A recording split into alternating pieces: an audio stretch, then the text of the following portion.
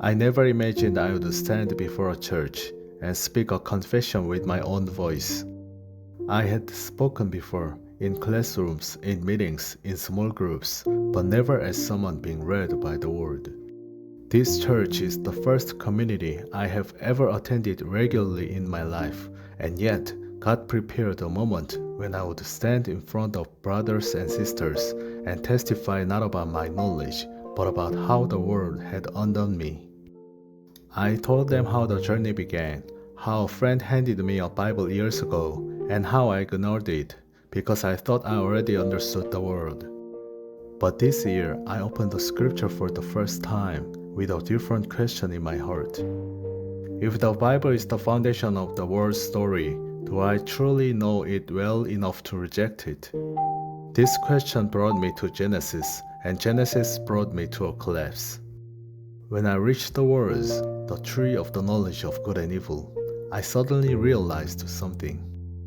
I was not simply someone who knew good and evil. I had been living as if I were the one who defined it. Before Adam and Eve ate, God was the standard, and the moment I understood that, I saw that my entire life had been shaped by the same usurpation. I confessed before the church that sin was not a story about ancient people, it was the story of my own heart. Sin was not behavior, but a throne I had built for myself. And then I shared the second collapse. I realized I was not the reader of scripture, the world was reading me. My thoughts, my standards, my confidence, my identity, all were being exposed, not to condemn me, but to call me back. I confessed to the church. I am not someone who looks at God, I am someone seen by Him. I do not interpret the world interprets me. And in that unveiled place, I saw the third truth. I was not reaching for God, He had already reached for me.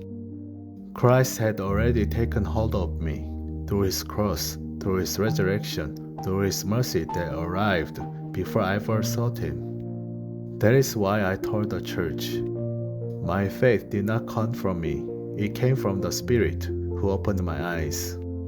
Since that day, I have lived inside the Word, from the moment I wake until the moment I sleep. Not because I became disciplined, but because the standard Himself became beautiful to me. And God did not call only me, He brought my wife and daughter into this same church, into this same grace. So today's confession is simple. Standing before the church was not me speaking for God, it was God speaking through the one He had called back into alignment. I am grateful that this community received my story not as a performance, but as a witness of what the world had done in me. May my life continue to testify that the standard is Christ, the one who raised, restores, and realigns. Soli Deo Gloria.